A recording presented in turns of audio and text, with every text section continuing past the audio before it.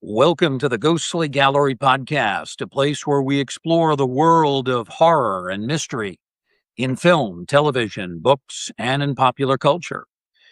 Well, greetings, everyone. Welcome to the latest episode. Glad you could join us. My name is Bruce Markison. Our co-host and producer, Tracy Asteria, is working behind the curtain this evening, monitoring me for any potential mistakes, ready to shut us down if I happen to go too far, which really could happen at any point, but I'll do my best not to go down that road. On this week's episode, we're very glad to have two guests. One is independent film director and actor Josh Kennedy. He's made a number of films, including Dracula AD 2015, also The Return of Sherlock Holmes, Night of Medusa, and House of the Gorgon, the latter winning a Rondo Award back in 2019 for Best Independent Film.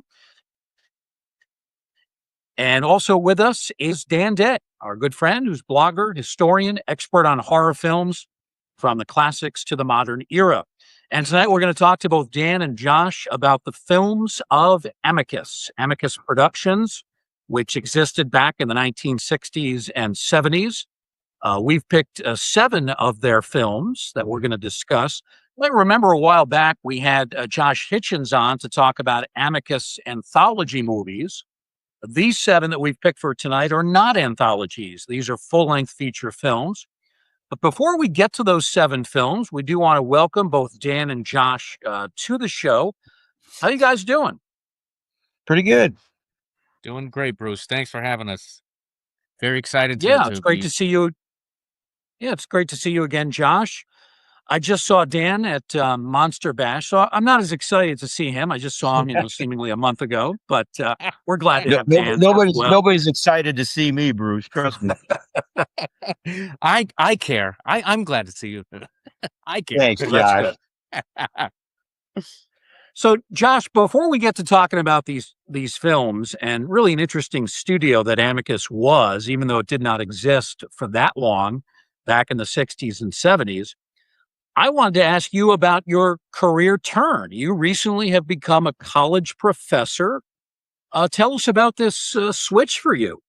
Oh, wow. Okay. I wasn't prepared. I don't know what to say. No. Yes. Just as life happens to hit us every once in a while, I got the opportunity to apply at the University of Texas, Rio Grande Valley. Which is down the street from me, and they've been delightful, and I've been hired as a professor in practice of technical film production. So the cool thing is getting to introduce the films that we love that you talk about on this podcast, and introduce them to the young kids too, and to kind of maybe introduce films that they haven't been exposed to before has been very rewarding. But that's the new job. Films are still coming from Gooey Films, so it's not the end of my filmmaking career, but it's definitely change, and a welcome one. Now, as part of your teaching, it's not just horror films. You're going to be talking about other genres within cinema. Oh yes, it's history of film. We're talking film editing, film lighting, film production, all sorts of stuff. So yeah, we're silent films, musicals. I try and give them a nice smorgasbord of all sorts of genres. All right, well, that's very cool. And you'll continue to make films on the side as well. So you're going to be very busy, but we're excited to hear about this new career opportunity for you. Tonight, we will be talking about Amicus Productions. And for those not familiar with this studio, it was a British film company, but it was actually founded by 2 American guys, producers Milton Subotsky and Max Rosenberg, back in 1962. And it existed from 62 to 77, then went out of business, has recently been brought back in kind of a different form as of 2023. We're going to talk about the original version from 62 to 77 They did specialize in horror films, especially anthologies. But tonight we're going to talk about 7 of their full-length features. And while they're maybe not as well remembered as the anthology films, there's some pretty good material in here. The 7 films that we've got on tap are The Skull, The Psychopath, Scream and Scream Again, I, Monster, and Now the Screaming Starts. Love that title. Madhouse, and one of my personal favorites, The Beast Must Die. These range from 1965 to 1974. So we're going to begin chronologically with The Skull, which was released in 65. Kind of an overlooked release from Amicus, but a film that I really like, and we'll get Dan and Josh their opinions on it. It's a stylish movie. It stars Peter Cushing, Christopher Lee, and Patrick Wymark. Cushing takes the lead as Christopher Maitland, a renowned artifacts, who acquires the skull alleged to be that of the infamous Marquis de Sade. Maitland is warned that the skull has the power to possess the soul of its owner, but he unfortunately ignores that advice, and that will lead to all sorts of trouble for Maitland. Christopher Lee has a smaller part. He plays another collector named Matthew Phillips. He's actually kind of a friend, an ally to Cushing's character, but it is a small role. And then Wymark plays a more significant part as Anthony Marco, the man who procures the skull and other treasured artifacts from Maitland. I think it's a role that's very well handled by Wymark, who would later star in The Blood on Satan's Claw. So this is one I really like an awful lot. I saw it for the first time probably about 12, 15 years ago. Want to get your guys' opinion. We'll start with Josh. Your thoughts on The Skull? Oh, I have grown to really, really love The Skull. And I say that because when I first saw it as a kid, I thought it was one of the lamest things I'd ever seen. And to be fair, it was on AMC, like one of those Fear Friday nights, and it wasn't in the full widescreen. It was pan and scan. The print was terrible, and I just, as soon as it was probably brightened for TV, so when the skull starts to float around, you can see the strings. I mean, you can still kind of see it on the Blu-ray, but at least the Blu-ray is timed correctly color-wise. And I just did not care for it. I was like, this is dumb. This is stupid. And then I revisited it as it came out on DVD and in the proper aspect ratio, and then the Blu-ray. And every time I watch it, I enjoy it more. There's so much going on in this film. And I'm sure I don't want to, get ahead of myself, but I will. It gets better for me every time I watch it, and from starting at the bottom of the totem pole, I did not care for this movie, and it might be in my top 5 Cushing films. This is a top tier Cushing performance, in my opinion. Go, Dan. Well, if you notice, I'm wearing a Spenguli shirt, and that's where I first saw The Skull, was literally about 40 years ago. And just like Josh said, of course, back then, it wasn't in widescreen. It didn't look all that great, the commercial breaks. And when you really need to see The Skull, I think most people now will be able to. You really need to see it in widescreen. It was directed by Freddie Francis, who, Freddie Francis I don't think he's on the same level as, say, Terrence Fisher, but he directed so many of these things. He was almost like the house director for Amicus, and we will be bringing his name up often during this conversation. And have you guys actually read the original story, the Skull of Marquis de Sade, which was written by Robert Bloch? I think that's how you pronounce his name. Yeah, I have not read it. No. Well, I actually have. It's only about 15 pages long, and I think Freddie Francis realized when he was making this film, and I believe he says that in some interviews, there's really not all that much to this movie. So he decided to basically visually do as much as he could with it. And it's really a great film from the standpoint of being a Peter Cushing fan, because for most of the film, he's on screen by himself. He's not interacting with anybody. He barely has any dialogue. And he has to put the entire idea of this movie over, that this skull is dangerous and diabolical and is taking over his life, and he's being possessed by it. And he does it. I mean, he pulls it off. it's one of Peter Cushing's best performances. It doesn't get as much attention as, say, his Van Helsing or Baron Frankenstein or some of the other things he did, but it he's a, and Josh knows this. Josh is an actor himself. When you literally have nothing to react to, I mean, he's sitting in a room by himself. I mean, yeah, editing wise, oh yeah, the skull's going around, but I mean, he basically has to use his imagination, and he really, he makes his film work. Yeah. Dan, what did you think of the effect of the skull? Well, you have to realize that this was 1965. I mean, now, especially with the sharpness of the Blu-ray and the home video, you see the wires. I mean, everybody knows, it's wires. I mean, when you watch these films, you have to take into context what is going on. A lot of people can't do that. I mean, I buy into it. The one shot I particularly like, and it's a shot that Freddie Francis used throughout his career. He actually set up a giant part of the skull, and he put it on the camera, so it looks as if you're seeing the skull's point of view. And Freddie Francis did that in The Creeping Flesh with the creature in The Creeping Flesh, and in Dune, the David Lynch Dune, Freddie Francis is cinematographer, and there's a scene where Paul Atreides is being chased by this tiny little, it's like the size of a pin. It's like this it's an automatic assassin that's going to kill Paul Atreides, and he has to stand totally still, because if he doesn't, the thing's going to stab him or kill him or whatever. And there's actually a shot. I mean, it's looking through this tiny little device from the device's point of view. And as soon as I saw it, I'm like, well, that's Freddie Francis. So if you got a good shot like that, I'm sure Josh will agree. If you got a good gimmick, you keep on using it, Yeah, absolutely. What did you think of the skull effect, Josh? Pretty good for the era?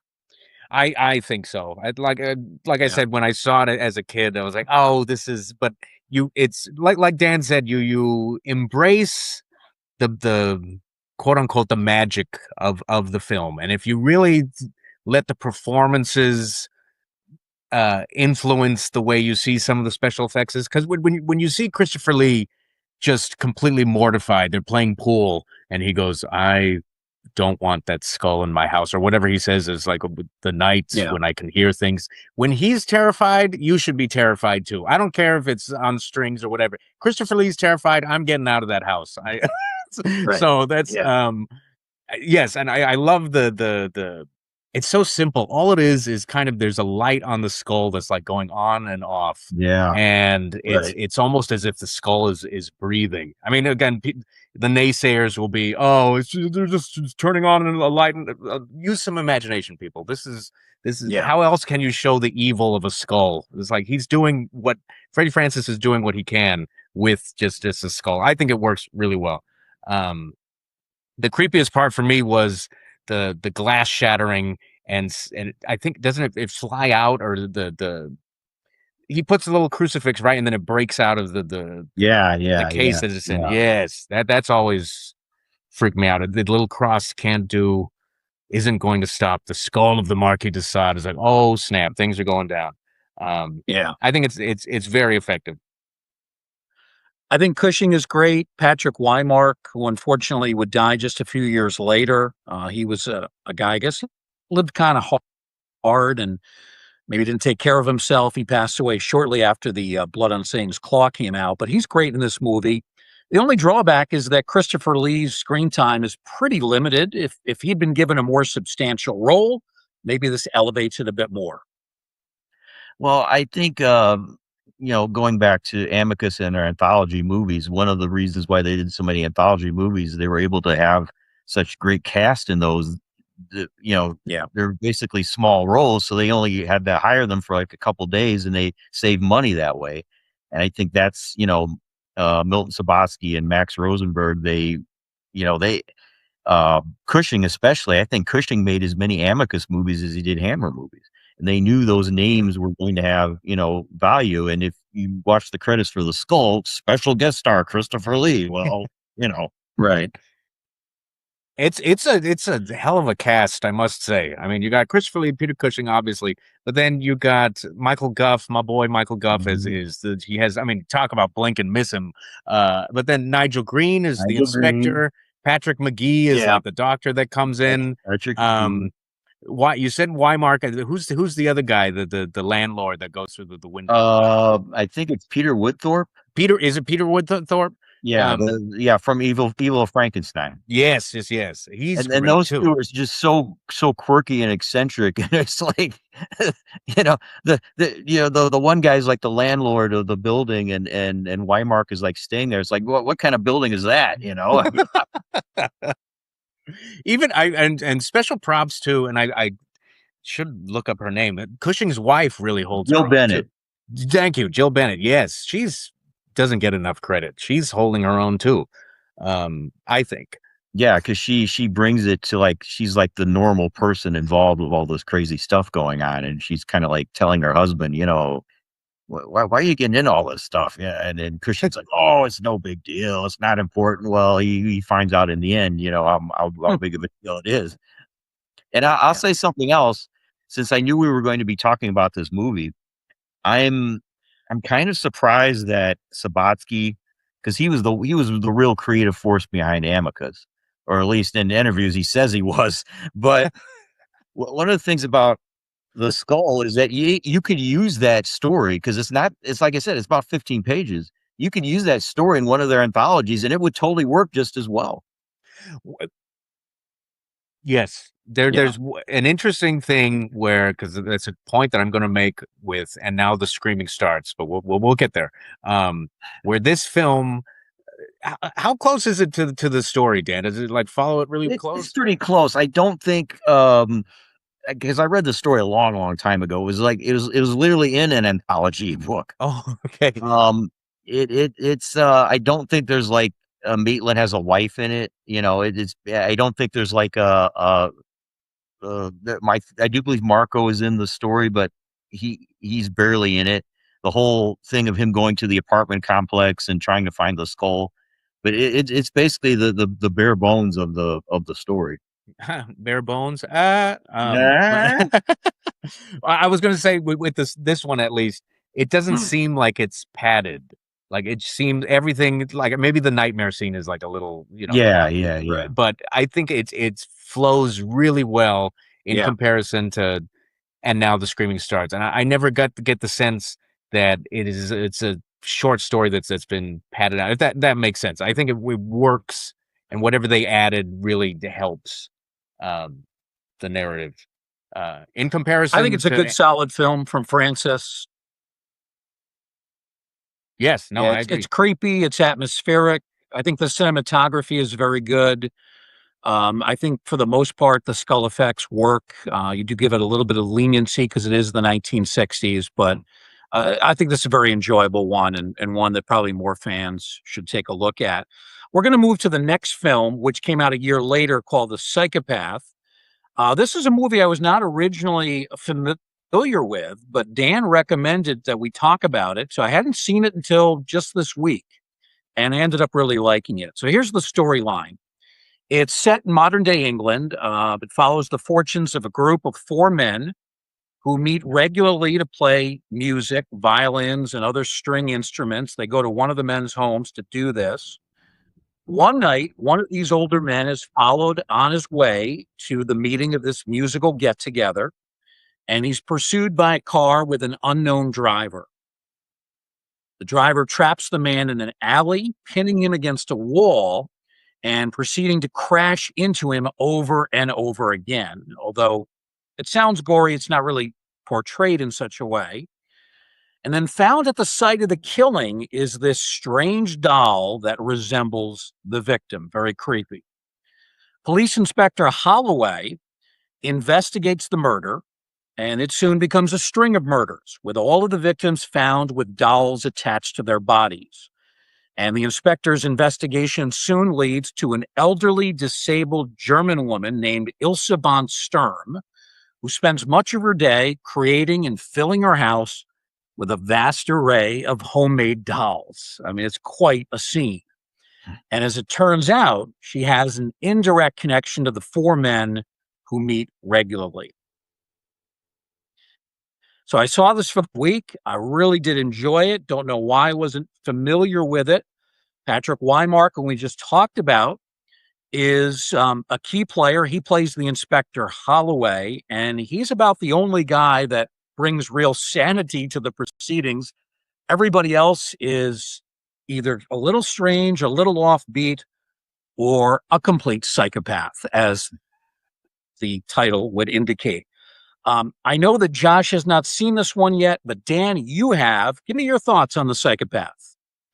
Well, once again, that's another Robert Bloch story. I believe he wrote it specifically for the screen, and obviously, the psychopath. What is that? I Yes. mean, that's what is that title going off of? It's not anything like Psycho. I mean, there's some similarities, but it's a very different thing.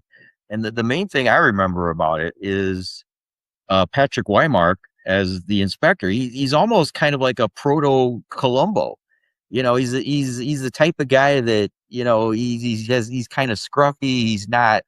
You kind of don't think that this guy's sharp enough, but he actually, he's the main character of the story. And usually in these type of movies, whenever there is like a police inspector, that's usually the most boring part because the police inspector scenes they basically explain everything that the audience has already seen. It's basically just a bunch of police inspectors sitting around saying, well, gee, what happened? When the audience already knows it happened. So, but yeah, he's actually he is legitimately the star of the film.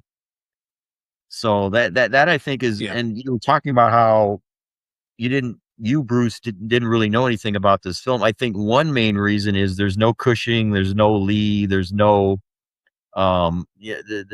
there's no major figure or that horror movie fans or genre fans could really latch on to. But this was directed by Freddie Francis as well. Yeah. There's some really interesting twists as you get past the halfway mark of the movie. They caught me by surprise. How about you? Yeah, some have also said it's kind of like a giallo in a way, which I don't know about that. I think our friend Troy Howarth might know more about that than we would. Yeah. There's some giallo elements in it. I think a lot of times people look back at these movies and they see something and he's wearing gloves, or the lady's got like a rain slicker on or whatever, and they automatically like think giallo. And I get that, but I don't think that was even a consideration when they were making this movie. I think they were just trying to make something kind of like Psycho, but also kind of like the Hammer mini Hitchcocks, because Freddie Francis directed a number of those. So I Yeah. think that they were also trying to play up on it's the one word title. There were so many of those Hammers, Fanatic, Hysteria, Paranoid. So I think that was kind of Amicus's, trying to get into that type of realm, so to speak. Want to ask you about that room that belongs to Ilsa von Sturm when Weimark first walks in as the inspector, just filled with dolls. And then you hear Ilsa's voice, but you can't even see her because she's surrounded by dolls everywhere. It's just an incredible scene. And that kind of reminds me of the scene in Blade Runner with William Sanderson, the guy who makes all the toys. And of course, it's probably just coincidence. I'm probably reaching here, but it just makes me wonder if maybe Ridley Scott or somebody, like, because it has a kind of creepy vibe to it where you're surrounded by all these life-size dolls and life-size figures and mannequins. So Ridley Scott, we want to hear from you. Call in, Ridley Scott. he's getting ready to sue us even as we're speaking.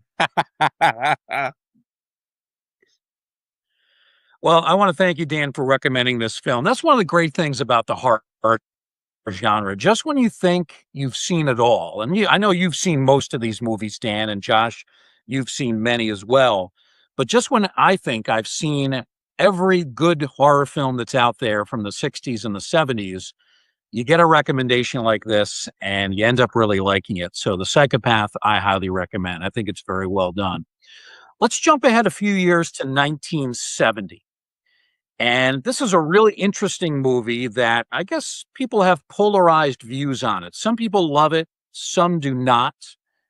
For me, it was hard to understand. It's Scream and Scream Again. It's a disjointed but rather intriguing film.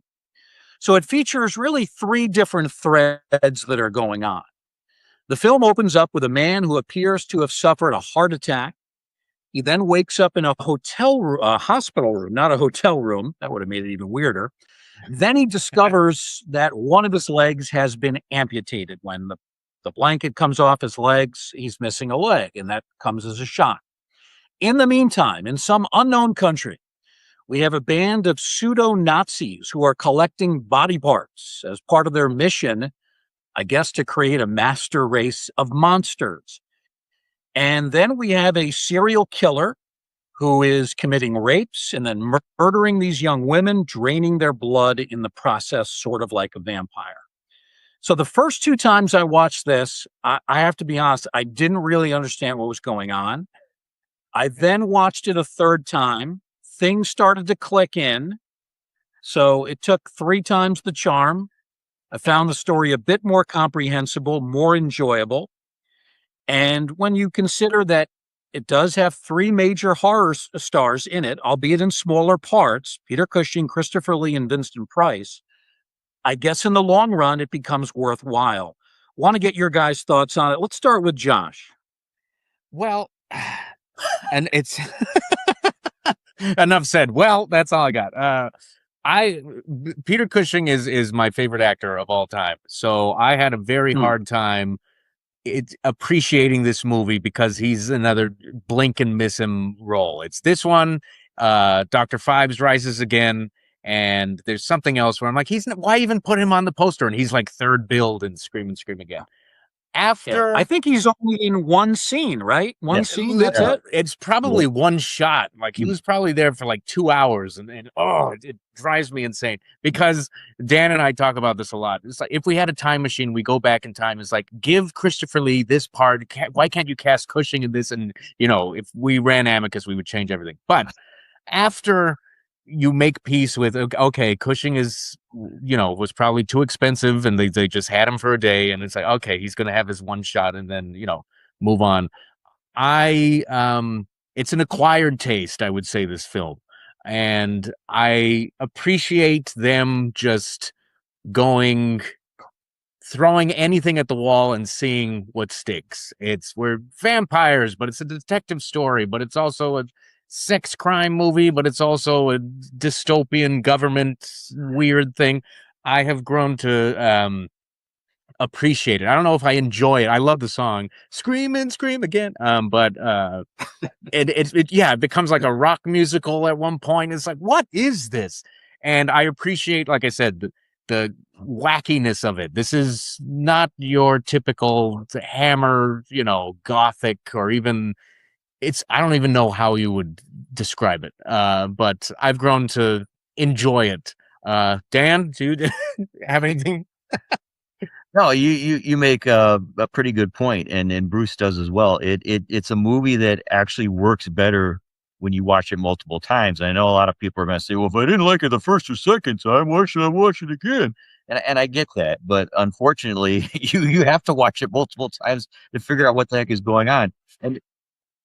And there's something else here that I have to mention. And when I say this, anybody who knows me is going to think that I'm committing blasphemy. I honestly think if Price, Lee, and Cushing were not in the movie, it would probably have worked better.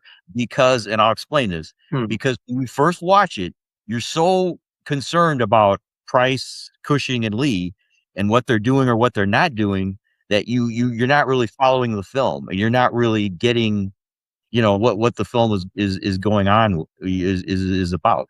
Now, I'm not saying that they should have kicked him out or they never should have hired him in the first place, because I enjoy seeing them even though they're not used to their best advantage. But there's just so many crazy things going on in this movie, and the script was by Christopher Wicking.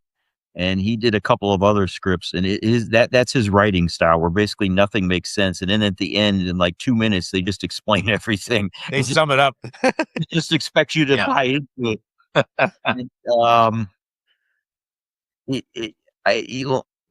There's just it's a type of story just pulls the rug out from under you all the time, like the whole serial killer sequence where they literally chase him for 15 minutes. That it's one of the longest chase scenes in movie history. And then the guy gets away, and then he just throws himself in an acid bath, and boom, well, he's gone.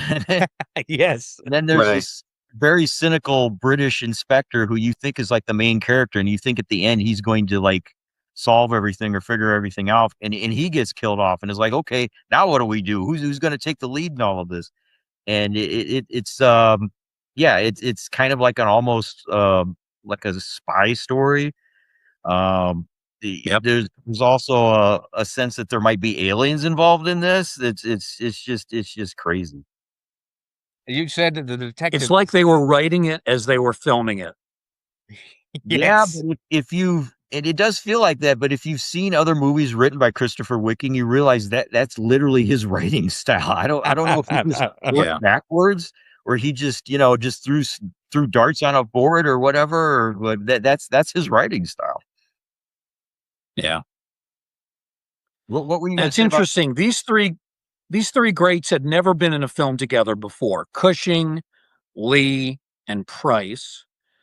So the ad campaign really promoted that heavily. Did mention that, Cushing's in only one scene. Lee and Price share screen time only once, and that's toward the very end of the film. And if you look in sum total, these three legends, they combine for only about 20% of the movie's runtime. So there's really not all that much of them. It's very misleading promotion. Dan, you mentioned the chase scene, which is long, but I actually did like that. And then I did like Price's speech at the end of the film. I thought that was actually pretty good. To me, those were two highlights. Yeah, I think they realized, because Vincent Price got the most screen time out of all three, and even he doesn't really have a lot of screen time. And I think they realized, hey, we got to let Vincent Price be Vincent Price for like 5 minutes, and he's the one that basically sums everything up. It still doesn't really make a lot of sense, but because it's Vincent Price going off on this soliloquy that we've all expect him to do, mad scientist Vincent Price, that's probably one of the more enjoyable parts of the movie. Let me ask you this, Josh. You're a filmmaker. And if you could get the rights to this kind of a film and play around with it and not just tinker with it, but do some overhauling, make the story a little more cohesive, a little more cogent, is this the kind of a movie you'd like to take a crack at? Oh, are you kidding? It's like this kid in a candy store. Heck yes. Yeah. I was going to say earlier, I'm very drawn to. I agree with Dan. It's sacrilege, but if we take our three leads out, I think it would have been a much more cohesive story, because it's like, okay, where's Vincent Price? Vincent Price the villain? Okay, is not. But I was going to say earlier, Alfred Marks as the detective. He is just this wisecracking, sarcastic. You think the movie is going to be all about him, and honestly, I wouldn't mind if he was the main character. Like, it's just this wisecracking detective, and it's like, but you kill him off like halfway through. So if I got to, rewire some stuff, I would focus some of the screenplay. But it's one of those things, Bruce, where if you start trying to polish the story, would it be as fun as it is? Like, there's a charm to Scream and Scream Again, because it's so wacky, and you don't like, if you start making it more refined, would it lose some of that wacky scream and scream again, the reason it's such a cult film is because of what it is. Yes. If you tried to make it more normal, it would probably be totally forgotten. It's known for, the main reason it's known is because Price, Cushing, and Lee are in it. And the other main reason it's known is most people watch it and they're like, well, what the hell's going on? Yeah. It's when I was a kid, it's funny enough, my mom always said it was a film that she saw when she was a kid. One of them was Island of Terror, and one of them was this one, but she couldn't figure out. She goes, there's a vampire man, and his hand gets ripped off, and it's like handcuffed to a car, and we could never find it. And when I was a kid, we would usually watch, Cushing films together, and we were like, I've never seen Scream and Scream Again. Let's watch it. And she freaked out. She goes, that's the movie I've been waiting for. And then we watched it, and we're like, oh, that's the movie. Oh, what one thing I have to mention, Yeti Stensgaard is in this movie. That's right. Not very long, but yeah, she's in there. So What was the movie that she did? It was a vampire movie, not very good. Lust for a Vampire. Yes, that's it. Lust for a Vampire is Dan's favorite movie of all time. Oh yeah, hey. Speaking of that, here's the Jimmy Sangster box Hey. set from Severin, which I paid way too much money to get, by the way. So if anybody from Severin's out there, I just gave you a an Free plug. advertisement. So Yeah. Oh, so Dan, for those who are just listening and not watching on YouTube, what did you just hold up? Severin just recently came out with a 7-disc set called Sangster Directs Hammer. It's the 3 films that Jimmy Sangster directed for Hammer. It's The Horror of Frankenstein, Lust for a Vampire, and Fear in the Night. Each movie is in 4K and in Blu-ray. It has a 312-page booklet. I'm not making this up. It has 18 hours of extras. Are you really a fan of Lust for a Vampire, or are you kidding? No. All right. That movie, we could spend 4 hours just talking about that movie. It's something. It's different. Yeah. Man. I was worried about you for a moment, but I'm glad that you are not a fan of that one. You know, Peter Cushing was supposed to be in that movie, and Terrence Fisher was supposed to direct it, and I thank God that never actually happened. Because I convinced those guys they had legitimate reasons to not be in the movie, but I don't think they were like disappointed that they were. Right. All right, guys, next movie I want to talk about is from 1971, and it's another one I had not seen. I'd heard about it, but I'd never watched it. It's called I, Monster. Now, one thing I want to mention, I watched this streaming copy on Fossum. It's not a very good print that I saw, so that may skew my thoughts on the movie. But here's the storyline to I, Monster. Psychologist Charles Marlowe invents a drug that basically releases his patients' inhibitions, making them more honest, truer to themselves. But then he tests it on himself, and he becomes the evil Edward Blake, who descends into a life of crime. This culminates in murder. Then we have Mr. Utterson, who is Marlowe's lawyer. He doesn't initially understand that Marlowe and Blake are basically one and the same, or two sides of one person, one personality. So this film, essentially a faithful adaptation of Robert Louis Stevenson's book, The Strange Case of Dr. Jekyll and Mr. Hyde. But we don't see the names Jekyll and Hyde. Instead, it's Marlowe and Blake. So the different names for the two main players. So first question I have, either of you have any idea why either the director, Stephen Weeks, or the studio, Amicus, made that decision? Why did they not use the traditional Jekyll and Hyde names? I've literally heard or read like at least half a dozen reasons why. And it's funny because I've read interviews with Milton Subotsky, and even he gives different reasons why. One reason was, well, somehow MGM still had like the copyright, which I find hard to believe because, Jekyll and Hyde was written in the 19th century. I just saw something the other day. Apparently they changed the name. They didn't use Jekyll and Hyde because Hammer was making Dr. Jekyll and Sister Hyde, which I don't understand why that would make any difference. I don't get it at all because yes, it's Marlowe and Blake, but that literally is one of the most accurate descriptions of the novel. It's adaptations of the novel. It's basically is like the novel almost down to a T, and all the supporting characters have the same name as they do in Stevenson's novel. So I don't know Utterson. I don't know why they were trying to fool anybody, and I think in a way it kind of it really hurt Christopher Lee because I think that's one of the best performances of his career, and he is playing Jekyll and Hyde, and he doesn't get credit for that because it's Marlowe and Blake, but it's Jekyll and Hyde. Yeah. So we do have Christopher Lee, and he plays, the two different versions of the Doctor, the Marlowe and the Blake. And then we have Cushing as his good friend.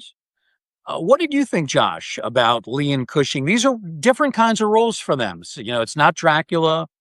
It's not Frankenstein. We don't associate these guys with Jekyll and Hyde type characters. What did you think of these two legends in these roles? Oh, I mean, they both could be reading the phone book, and I'm like, this is the greatest thing I've ever seen in my life.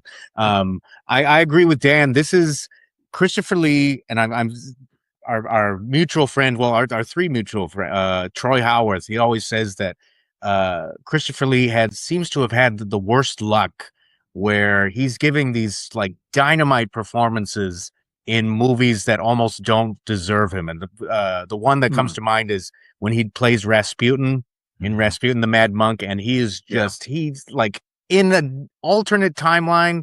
Like David Lean directs Rasputin the Mad Monk, and it's like this gigantic thing. And Christopher Lee is nominated for an Oscar. Like his performance belongs in a movie that deserves him. And Rasputin is. I feel the same way with I Monster. Like his performance, had it been in a higher budget movie or like a critically acclaimed movie, I think he would get much more credit, because he's just swinging for the fences and nailing it. And then you watch, some of the other scenes in the movie. It's like, oh, if only the movie could. He's like holding the movie at like Atlas, like he's lifting it up. Cushing really doesn't have much to do. I mean, I love him, but he just has to, he doesn't get as much, obviously, that Christopher Lee does, and it's always delightful to see them together. But I think Lee is the true star of this movie. Josh, what did you think of the makeup that made him look like this dastardly Blake? I'm you like it or not? Sure. Yeah. I'm much more partial to the Frederick March, the black and white effect, but it's fine. We've seen far worse in far worse Jekyll adaptations, but I was like, yeah, I buy it. Like that's his internal Blake. That's his internal hide. And it's like, yeah, yeah. It wasn't distracting. I'll say that. One thing I need to point out about the makeup is it progresses as the movie goes along. So at the very end, he's like really, really nasty. There's this great, huge close up of his face when he's fighting Cushing. Because of course, if you're gonna put Cushing in the lead of the movie, they're gonna fight each other at the end of the movie. I mean, that's right. But it's still a great scene anyway. But no, there's this huge close up of his face. It's like the final stage of the makeup, and it's like really, really like wow, I mean, I don't know who did the makeup, but I think it's a great makeup. What'd you think of the ending, Dan?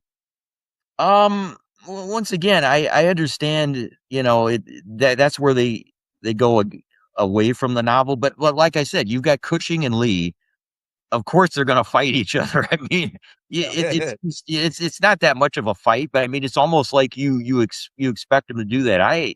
To me, that'd be a lot better than the Hammer Two Faces of Dr. Jekyll was just kind of like, ends, it's just kind of, I'm not a big fan of that movie, but anyway, no, when you see Cushing and Lee going at it against each other, I mean, no matter what the circumstances are, I mean, that's what you want to see. So I guess I thought that it was going to be a more drawn out climactic fight. It kind of ended early for me. Well, I think once again, it's Amicus, so the budget was kind of, but I will say this, and I have it on DVD. I think it's like a retro media, and the print is not all that great. But if you look at the production design and the costumes, I mean, it's a well done film. Yeah, I recommend I think it's Indicator put out a blue. It might be Region 2 now that I think about it, but they put out a Blu-ray and it cleans, because I have that retro media DVD too, and it's murky and it's like but the Blu-ray looks outstanding, and it made me appreciate it much more. So I recommend it. I felt like I was watching Channel 9 in New York City back in 1971. Or there was a lot of static during the film. Or Spenguli back in the 1980s. I mean, some of the prints of the movies that we're going to talk about later, it's just, you could tell they'd been through a washing machine or something. I'm a little hesitant to just say nay to this film because it was not a good print. And I think, when you see a good print of a film, it does make a considerable difference. So I'd love to be able to see this in a better format. All right, let's jump ahead to a movie that I really find interesting. 1973 is And Now the Screaming Starts. So here's the storyline to this one. First of all, the title of the film, I really like the film. The title, I know that the director was not that keen on it. and there were some other titles that were bandied about. I think it's pretty good. And now the screaming starts, even though it really has nothing to do with what goes on in the movie. The story is interesting. It's set in the 1790s. So this is not, a contemporary or modern day tale. This is Amicus going back in time. It's in England. Young Catherine is engaged to the wealthy Charles Fengriffin, and she has moved in with him into his luxurious mansion. They're not yet married, but they're about to be married. While admiring one of the family portraits located on the second floor hallway, and this is the most spectacular hallway in horror history because it is just full of these beautiful paintings and photographs. I mean, it's like they should have put a room in the hallway just to let people look at all these wonderful images. But she looks at the image of one of the people. It's a painting. And then suddenly this severed hand comes out of the portrait. So this shocks Catherine, and it's the first in a series of bizarre visions for her. We're not really sure. Are these strange hallucinations or the sign of something deeper, some kind of a supernatural problem involving a severed hand that has the ability to attack residents of the house? We'll eventually get some answers on that, but we really don't get them until much later in the film. There's a flashback scene, an extended scene, that tells us about Charles' very evil grandfather and the awful things that he did to one of his servants. Catherine is played by Stephanie Beacham, beautiful actress. She had previously starred in Dracula AD 1972. The role of Charles is handled by a young Ian Ogilvy, handsome actor. And in the meantime, that guy again, Peter Cushing, he plays a key role. He plays Dr. Pope.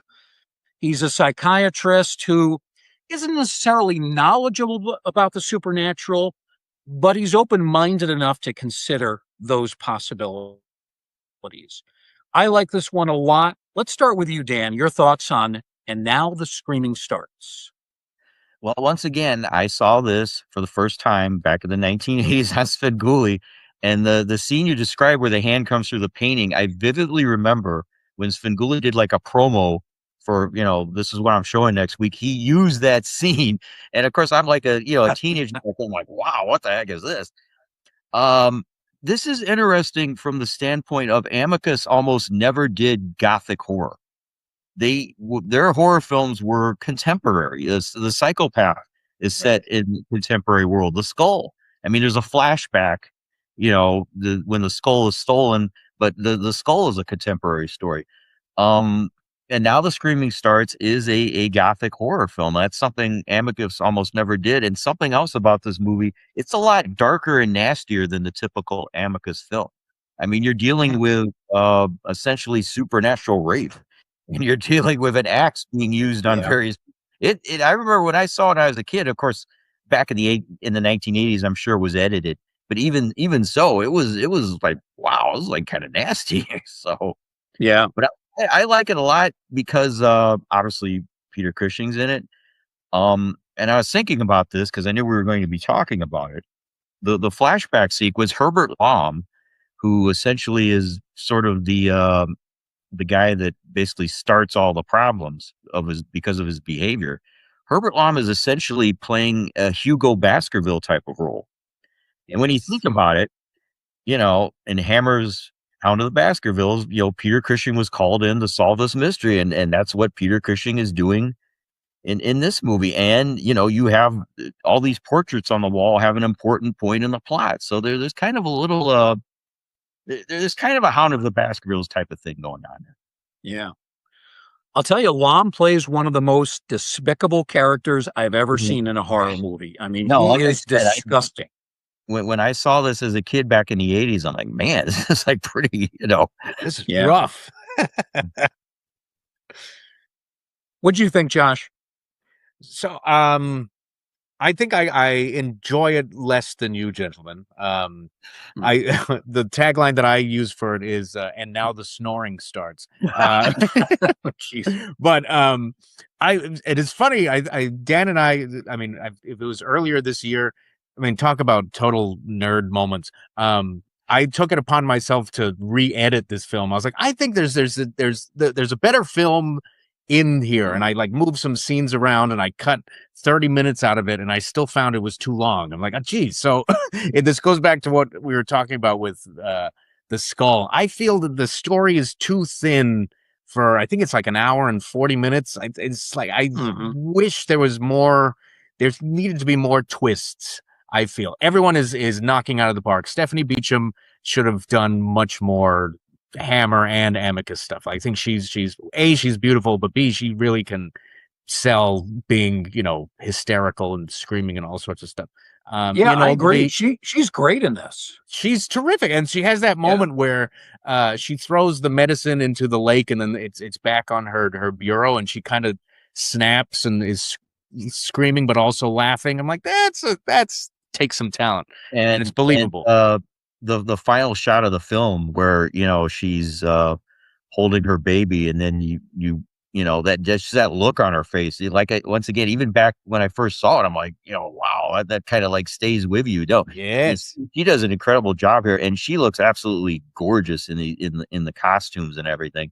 Once again, I'm pretty sure there wasn't much of a budget here, but just and they used the heck out of Oakley Court. Oh yeah, Oakley Court. I'm sure most of our listeners know what Oakley Court is. It's the Buckingham Palace of British horror films, and there's some fantastic shots of Oakley Court in this movie. Absolutely. Yeah, it's a Victorian Gothic country home. It's located in Berkshire, England, and only 3 years later, it would be the setting for the Rocky Horror Picture Show. Mm-hmm. That's right. Yeah, that's totally right. So, Josh, you're not a big fan of this, although you do like Stephanie Beacham's performance. You've got some notable character actors. We mentioned Herbert Lom, who is just despicable. You have Patrick McGee. You have Guy Rolfe. It's a pretty good cast. Maybe, as you say, the story could have been a little thicker, a little deeper. But I think the actors, they did as well as they could with what they had. Absolutely, and I think it would fit. This is me, and I might be in the minority. It feels more like it's the plot of one of the anthology movies. Yeah, like it's if it was cut down into like a shorter thing, I think it would be much more potent, because there's just a lot of scenes of, let's discuss what just happened. Well, what happened in the scene we just saw? Well, this happened. And it's like, yeah, we get it. We know the ghost came in and attacked her. Let's get moving. I think that might be because Milton Subotsky, his whole way of storytelling, or how he latched onto stories, I think he was more of a short story type of guy to begin with. I think you could say it about a lot of the Amicus movies is the non-anthology ones. It's like, well, there's just way too much, there's too much filler, or there's too much, so maybe that was just his way, because supposedly Subotsky wrote the scripts for all of these, and of course that's a whole it's a whole other podcast about what he actually wrote, or what he didn't write, or what the directors would try to change things on the set. The director of now the Screaming Starts is Roy Ward Baker, by the way, and he directed The Vampire Lovers. Once, kind of like Freddie Francis, he worked for both Hammer and Amicus, and it's not the greatest film in the world. I think it's more, once again, movies that I saw on Svengoolie back in the 1980s for the first time. I just have these vivid memories of them, and like I said, this sticks out for me for being an Amicus film, but yet having all this nasty stuff going on. It's very strange. I don't know why they chose to go down this route. I don't know if it's because it was the 1970s and they wanted to try to do something new, or push the envelope, I guess. But yeah, Roy Ward Baker, he's the guy who gave Martine Beswick a difficult time on Dr. Jekyll and Sister Hyde, right? Oh yes. Well, Josh is Martine's husband, so he know about that. Yeah, I've been meaning to bring that up, Josh. I was told to ask you about that. Are you married to Martine Beswick? I don't know if the NDA is still in effect. No. It's funny. She's the one. To be fair, she's the one that started calling me her husband, and of course, as Oh, I really? was like, she did. She goes, well, this is my husband. I would help her out at different shows, and we did the music video. And she goes, well, he's my husband now. And I was like, well, I guess she's my wife. So it's funny. She has been stopped like at different conventions where I'm not even at, where people at a Q&A will be like, excuse me, I have a question for Mrs. Kennedy. And she goes, how does this happen? Now, for those who don't know, Martine Beswick was in Josh's movie, The Gorgon, and you guys are good friends, but that's about as far as it goes, right? Again, the NDA. No, yeah, we've become very close friends, and I mean, we were, yeah, very close. And you still keep in touch? Oh, absolutely. I mean, we're FaceTiming. We call each other like once every 2 weeks and stuff just to check in. Yeah. Yeah. Does she ever talk about the thing with Baker, who wanted her to do these nude scenes and was very demanding and kind of rude, and she basically walked off set at one point? She ever talk about that with you? Oh yeah, absolutely. I mean, and I've asked her when you, I mean, even fans listening to the show, if you go and meet her at conventions, she wears her heart on her sleeve, and she is not one that's going to be pushed around. So she talks about Yeah. how she read the script and saw that there was just a little bit of nudity. I mean, it's Dr. Jekyll turning into Sister Hyde, so of course he's Yeah. going to, you know, look at himself be topless and just like, what are these? This is no. And according to her, and it's been verified by different people, she walks on set and they had the camera very low and they wanted her to strip completely, like full frontal everything. And she goes, oh, I'm not doing that. And then go, well, you know, we have the camera set up. You're going to do it. And she goes, no. And she just stormed off the set and just sat in her dressing room and said, I'm not doing that. I'm happy to do the topless stuff that was in the script, but I am not going for. And she got her way. And I think the movie is better because of it. I mean, that's with Dr. Jekyll and Sister Hyde, a whole other thing. But I think if they did the full, it would just be distracting. I think she, and funny enough, Roy Ward Baker and her did a commentary. She talks about this where he kind of almost, not in so many words, but almost apologized. He goes, and when he realized after so many years, he goes, yeah, you were right. I was wrong to try and push that on you. Yeah. You think Baker did a much better job with Dr. Jekyll and Sister Hyde than with And Now the Screaming Starts?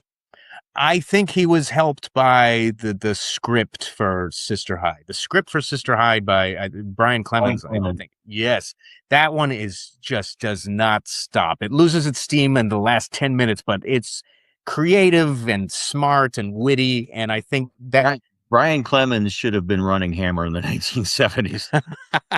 Yeah, that's a whole other podcast that we'll do. Yeah. But I think that the script for And Now the Screaming Starts is just, it's Roy Ward Baker doesn't really have much to do. He's doing what he can, right? And I think the script is the thing that lets him down. All right, so some mixed reviews on And Now the Screaming Starts. I like it a lot. Dan seems to like it. Josh, not as much, but that's okay.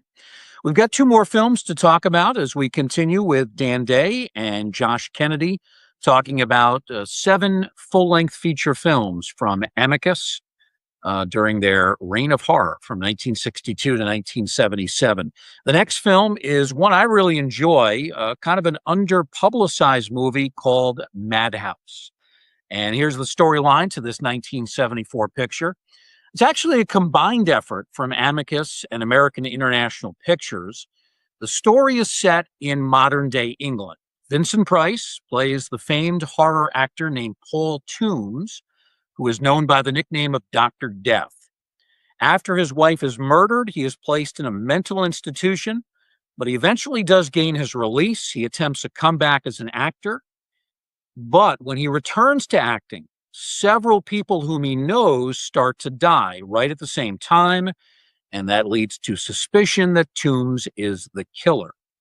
Now, Madhouse has been criticized for a slow pace, which I think is probably a legitimate criticism, but it's an interesting story. It has a great cast. You've got Price, Peter Cushing again, Robert Quarry, who is Vincent Price's rival, and a still very young Linda Hayden, all playing key roles in this one.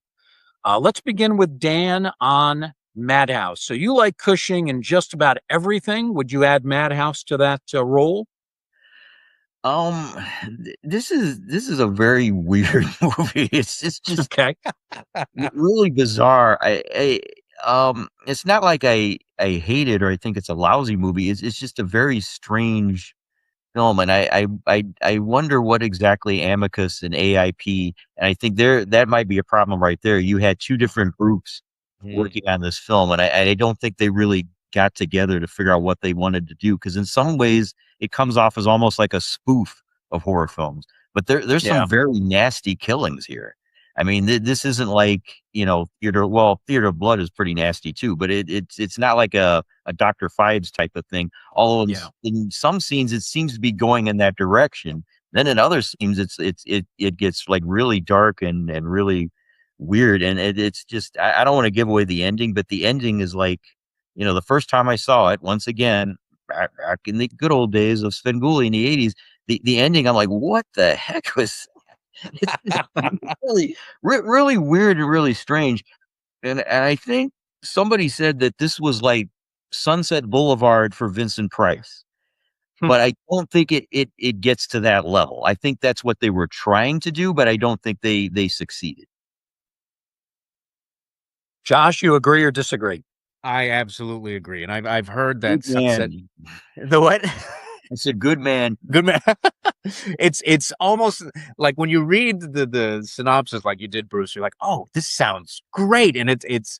I can't put my finger on where it doesn't work because it in theory this should be the Sunset Boulevard for Vincent Price, and for some reason it just doesn't hit the mark that it should. I wonder if because every time they're watching the old Paul Toombs movies, right? And all it is Mhm. just showing the old Roger Edgar Corman Allan stuff. Poe AIP movies. And I wonder if Yeah. that was more of a thrill back in the day, because now we watch it, it's like, oh, I could just pop in, the Haunted Palace, and I've seen this scene 10,000 times. I wonder if there was. I mean, this is a slight thing, but it's like I wonder if it was cooler to see it back in the day. It's like, oh yeah, I remember when he was in Yeah. Haunted Palace, or you know what I mean. Now Sure. it's just it's just, can we fast forward through this footage, and it just goes on and on. And I will say, Madhouse, darn you, Madhouse, you credit Basil Rathbone and Yes. Boris Karloff. That gets me so angry every time. I'm like, oh, talk about false advertising. I think they're Right. even on the poster. I'm like, don't do that, guys. I don't Yeah. know if they were on the poster, but I definitely remember that being like, and it's like big letters, like, and Yeah. with the special participation of Boris Karloff and Basil Yes. Rathbone, and it's like, wow, that's a cheat and a half right there. I mean, talk Yes. about having Yeah. Yes. Peter Cushing for 1 minute. I mean, good Lord, it's like, Yeah. Both had Exactly. been deceased for several years, and their special participation, which comes after they've passed on, is just clips from old movies. I mean, that's Exactly. ridiculous. Yeah. It's Exactly. crazy. Here's what I do like in the movie, though. They have some fun references to past roles for Cushing and Robert Quarry. So there's a costume party in the movie, and Cushing is dressed up as Count Dracula, which is really a joking reference to the fact that he played Dr. Van Helsing in so many Dracula movies from Hammer Films. So we never really saw Cushing as a vampire. I thought that was kind of cool. And during that same costume party, we see Robert Quarry dressed in his outfit from Count Yorga Vampire. So he's dressed up in the same role that he did in the two Yorga films. I thought that was kind of cool.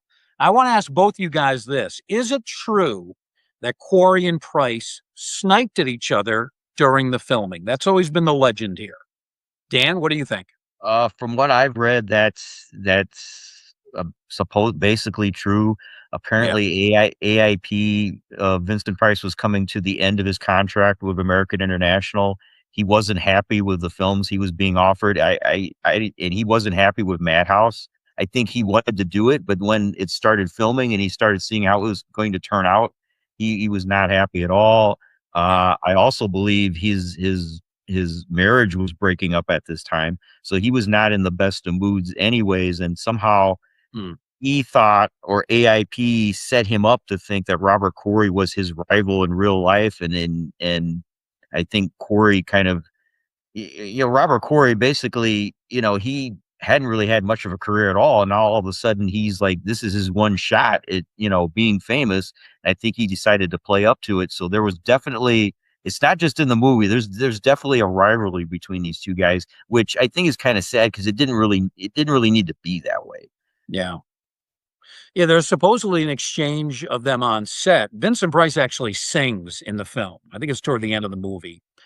And Quarry made a remark to him, supposedly saying, I didn't know you could sing.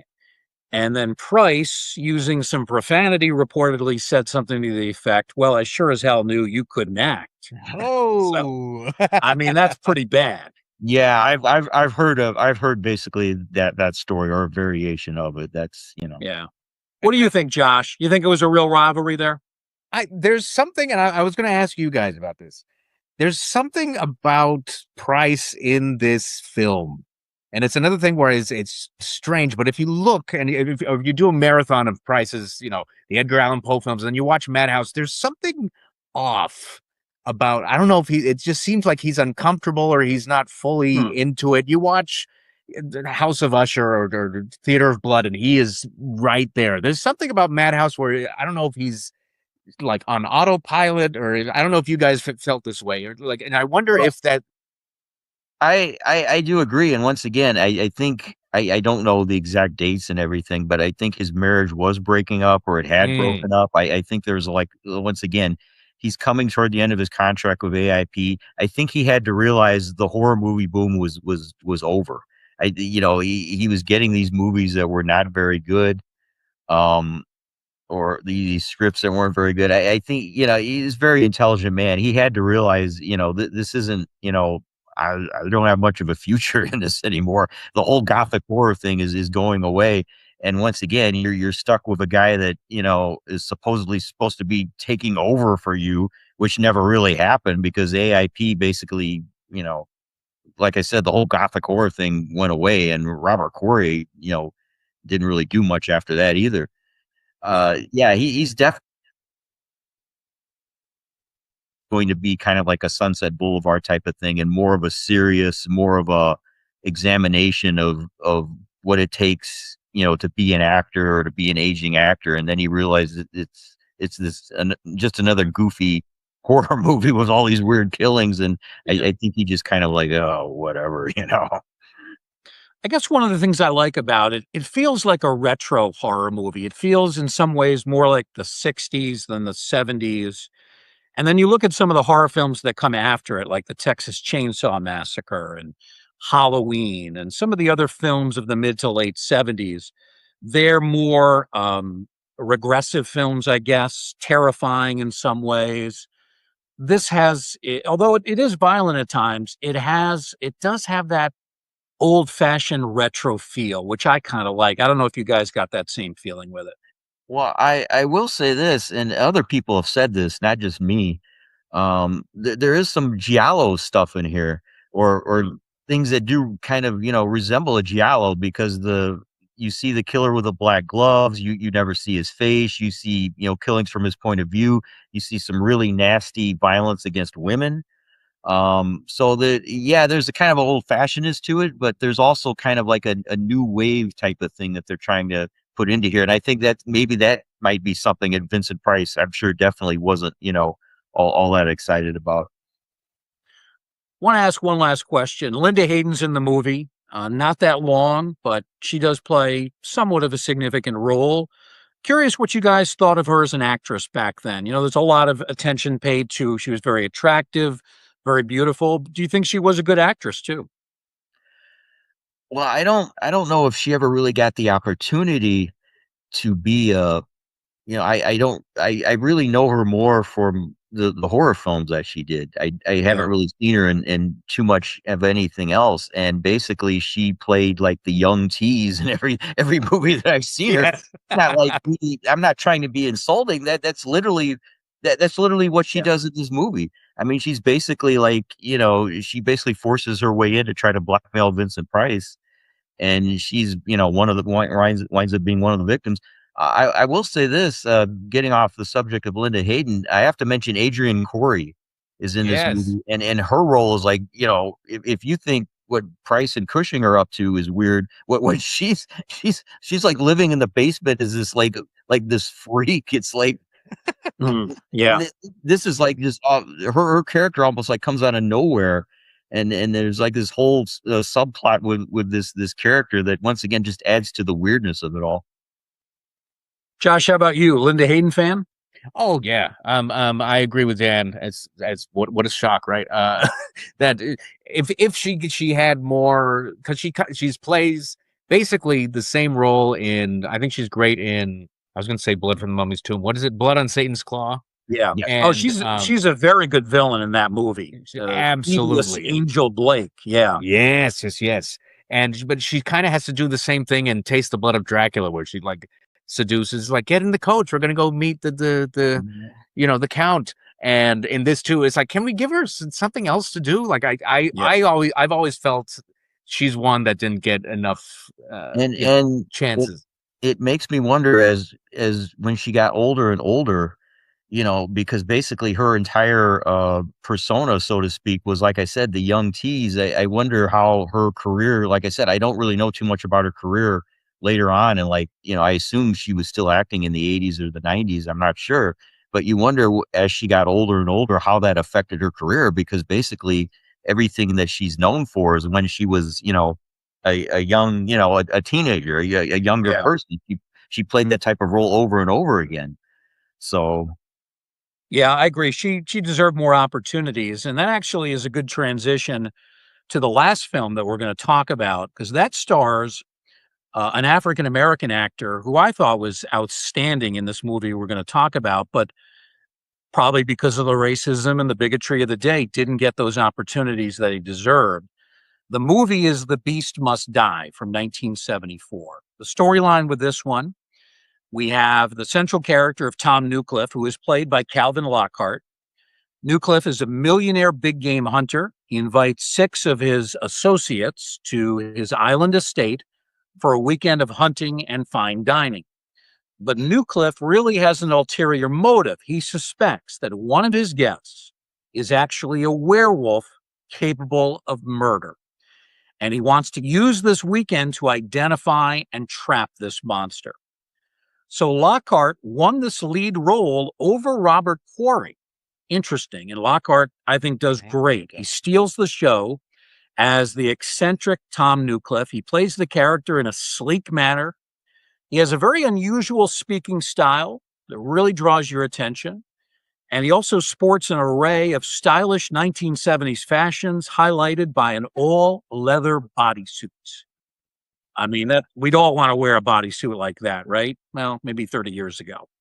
The supporting cast is also very good, even if overshadowed by Lockhart.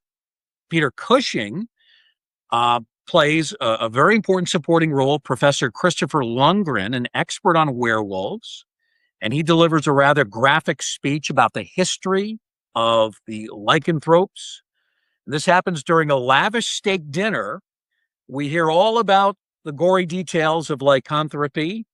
And given the backdrop of the steak dinner, it's somewhat of a stomach-churning sermon, but very effective. So you have Cushing and Lockhart. Both are excellent. Also, 2 very fine character actors, Charles Gray and Michael Gambon. They add to the fun in The Beast Must Die.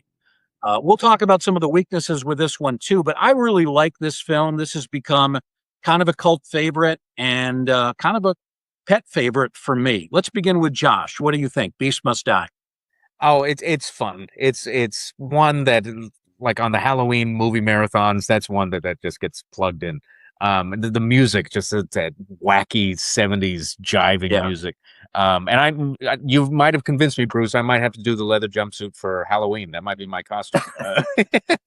Yeah, and it's so 70s, and it's strange how the werewolf break. I'm like, that seems like such a William Castle type gimmick.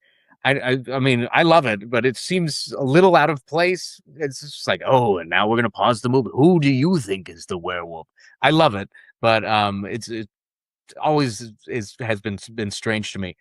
Calvin Lockhart. I never knew that Robert Quarry was going to be the original choice. I'm glad that it went to him, because he's yes, really, really good. And the fact that he is African American or black just really helps add to that 70s spice. And it's good stuff. Everyone's good. I will say, Peter Cushing being my favorite actor, I always hesitate when he does an accent. It's just like he's, I don't know what accent he's doing in this. I'll take it. I'll take it any day. But it's like, can he just play himself? If that's his idea, if that's in the script, that would be one of my drawbacks. But it's fun. Isn't it great though? He's giving these gory details, and we see this raw steak that's being shown on the plate. I mean, it's just perfect. Yes. And who's the you had mentioned him. Who's the guy that's he's in the all the TVs. He's like the security Anton guy. Diffring. Anton Diffring. He's fun. He should have survived longer. But has very little to do, and he's good. You said Michael Gambon. Charles Gray. Charles Gray. Thank you, Dan. Anytime Charles Gray pops up, you know you're going to be in for a fun time. I really like Charles Gray. Dan, what do you got? Par for the course. This, once again, I saw this back on Spindle in the 80s, and he really just went nuts over the werewolf break, which I think is great. Do you know who the werewolf is? Yeah. That makes the movie stick out. I mean, if you didn't have that, well, there's two main reasons why the movie sticks out. It's Calvin Lockhart and the werewolf break. Yeah. And Calvin Lockhart, this is usually a role that would be played by a generic white leading man. And Calvin Lockhart takes it and he just runs with it. And he sets up a certain thing here where if you've never seen the movie before, you actually think he's the crazy one, that this is all going on in his mind, and that he's actually like, he's the villain. And in a way, he kind of acts like he's the villain. You're not really sure, is it really a werewolf? Or is this guy just nuts? And I love the whole idea of that he lives on this island or this estate, and he has all these cameras and this security apparatus, and he's got the whole thing planned out. And this is one of those movies where one of the characters actually says the title of the movie, "The Beast Must Die." Yeah. And that's something else. Whenever they, like Svengoolie or somebody would do a promo for the movie, they would always show that scene. Right. No, Calvin Lockhart is great. I mean, it's very rare where you have a movie where Peter Cushing is in, where actually somebody, I'm not saying he overshadows Cushing, but he's like right up there with him. Yeah. I actually think he does overshadow him a little bit. And there's no shame in that. It's just a tribute to how good Lockhart is. Cushing is very good in his role as this werewolf expert. You guys mentioned the werewolf break, and it is reminiscent of William Castle, even though this is not a Castle film.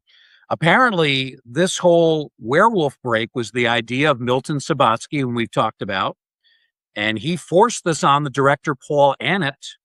Annett hated the idea, but he had to go along. It's very late in the movie. You can see the ticking clock in the background, and then we finally get the reveal of who the werewolf is. I thought it was actually quite good. For me, and for a lot of people, the main drawback to the film, the lack of makeup effects. Specifically, we do not have a legitimate werewolf. Instead, it is a rather angry dog. And that's the drawback. If this had a real wolf in it, boy, this would have been elevated another star or two. Yeah, but once again, it's low budget filmmaking. I mean, the fact that they're using a helicopter, I think that's probably where most of the budget went to. That's a rare, the whole thing with a helicopter is actually done really great. I mean, that brings some spice and some juice to the movie. Josh mentioned the music score, which is very much a 70s music score, but that once again, that fits into the whole drive of it, And that house was beautiful. I don't know what the site was, but that mansion was fantastic. Yeah, it's a stylish film. I don't think there's any doubt about that. It does have the drawbacks, the low budget, as you mentioned, but even beyond that, it's easily one of my top 8 to 10 werewolf films of all time. And certainly, if you've not seen it, it's worth watching. And if you've seen it before, like we have, you tend to watch it again when it's on TV, or you're just looking for a good werewolf film. The Beast Must Die usually gets it done. So those are the 7 films that we talked about from Amicus over this last hour plus. The Beast Must Die, Madhouse, and now The Screaming Starts, I, Monster, Scream and Scream Again, The Psychopath, and The Skulls. Some real good ones, some others that we debated how valuable they actually are all these years later. I think there's something, though, of value in each and every one of these. Not all great films, but there's something worthwhile, whether it's the performers or some individual scenes or some moments. I don't think there's really anything that I would call an absolute clunker. Certainly nothing I would say that you definitely would need to avoid. Well, guys, this has been a lot of fun. I appreciate your time. Thanks, guys. Thank Thanks you, for Bruce. having us. It's always great to get together with Josh, and trust me, if you need to fill any sort of time, just get me and him on here, and you'll get your time filled. No problem with that. Absolutely. Well, I think you're doing more than filling the time. I mean, hopefully you're giving us some quality programming. I would. That's think. the hope. That's the hope. Yes. Yeah. I think we're fulfilling that hope. Hopefully. All right. Great stuff, guys. Dan Day, blogger. Dan, tell us about your blog and where people can find it, by the way. It's DANDAYJR35 blogspot.com, the Hitless Wonder movie blog.